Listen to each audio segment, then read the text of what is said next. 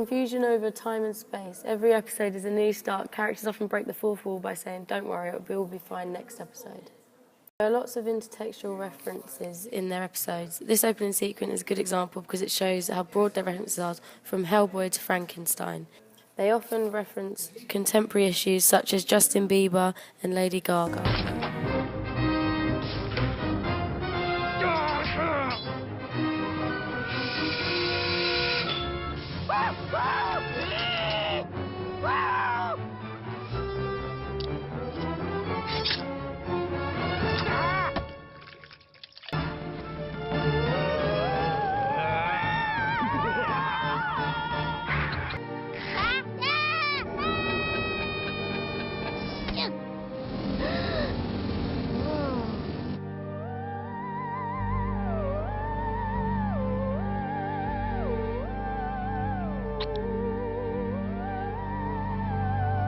Scene is another example of an intertextual reference by mocking the film Pulp Fiction. Pulp Fiction is already postmodern, so this therefore makes it even more postmodern.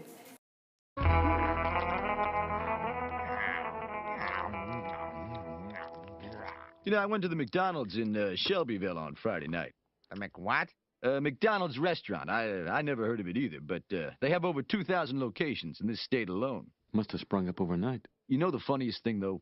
It's the little differences. Example. Well, at McDonald's, you can buy a Krusty Burger with cheese, right? But they don't call it a Krusty Burger with cheese. Get out. Well, what do they call it? A quarter pounder with cheese.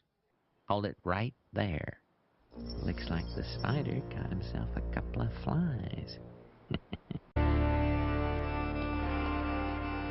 As soon as Zed gets here, the party will begin. There he is now. Video talks about blurring the lines of reality and hyperreality. In this episode, Homer enters the 3D world and acknowledges the fact that the show is a cartoon. What's going on here?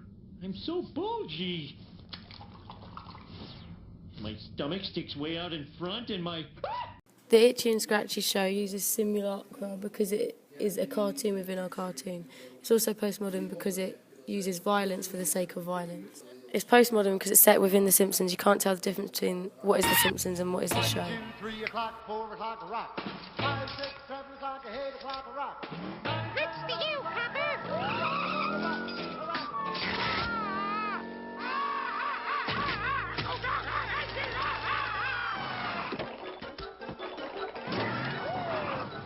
You're gonna be just fine.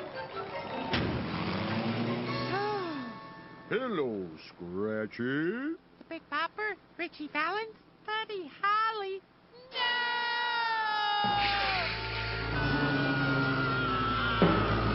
Consistently uses binary opposites. For example, Lisa is a good girl and Bart is the naughty boy.